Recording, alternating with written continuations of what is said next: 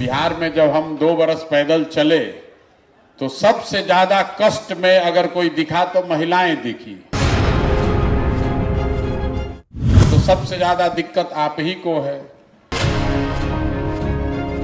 अगर रोजगार नहीं मिल रहा है तो आपके घर के ही बच्चे, आपका भाई, आपका बेटा, पति बाहर जाता है। अगर बिहार में स्थिति परिवर्तन होगी तो सबसे बड़ा फायदा बिहार के महिलाओं को होगा।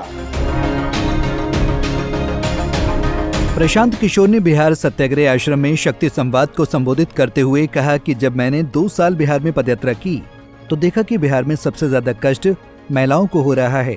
पुरुष रोजगार के लिए पलायन करते हैं, जिससे महिलाएं घर पर अकेली रह जाती हैं। पीके ने महिलाओं से जागरूक होने का आह्वान किया ताकि व्यवस्था परिवर्तन का लाभ उन्हें मिल सके। प्रशांत किशोर ने कहा कि मैं तो सिर्फ 2.5 वर्ष से अपने घर से बाहर हूँ, लेकिन यहाँ तो बड़ी संख्या में पुरुष शादी होते ही रोजगार के लिए दूसरे राज्यों में पलायन करने को मजबूर हो जाते हैं। वे सिर्फ छठ या किसी कार्यक्रम पर ही घर लौट पाते हैं, वो भी कुछ दिनों के लिए। ये सिर्फ बिहार में ही संभव है कि महिलाओं को सालों तक अकेले रहना पड़ता है। पति रोजगार के लिए बाहर जाते हैं और बेटे पढ़ाई के लिए, इसलिए पलायन एक बहुत बड़ी समस्या है। कुछ सशक्त लोगों को खड़ा होना पड़ेगा। बिहार में जब हम 2 बरस पैदल चले तो सबसे ज्यादा कष्ट में अगर कोई दिखा तो महिलाएं दिखी। अगर आपका बच्चा नहीं पढ़ रहा है तो सबसे ज्यादा दिक्कत आप ही को है। अगर रोजगार नहीं मिल रहा है तो आपके घर के ही बच्चे, आपका भाई, आपका बेटा, पति बाहर जाता है। लोग बता रहे हैं कि प्रशांत किशोर घर परिवार छोड़कर 2-2.5 बरस से यहाँ बिहार में घूम रहे हैं।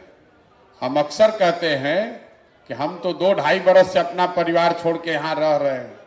बिहार में ज्यादातर परिवार में स्थिति ये है कि आपकी शादी हुई और आपका पति पलायन कर गया, रोजगार के लिए बाहर चला गया।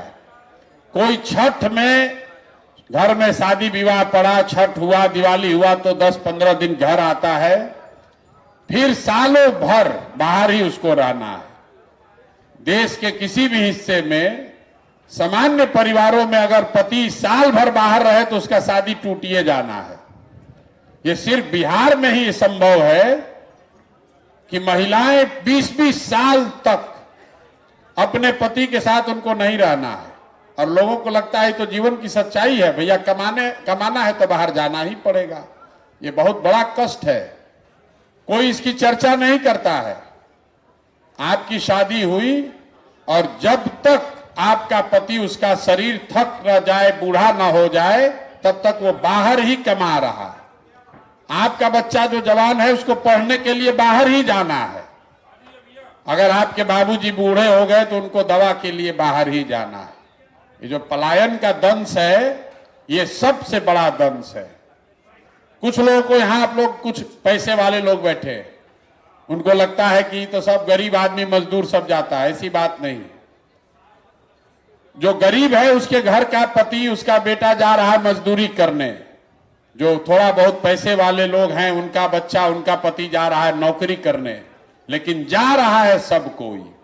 गांव में शायद ही कोई ऐसा हमको गांव मिला है जहां पर जवान लड़के आपको रोड पर मिलेंगे।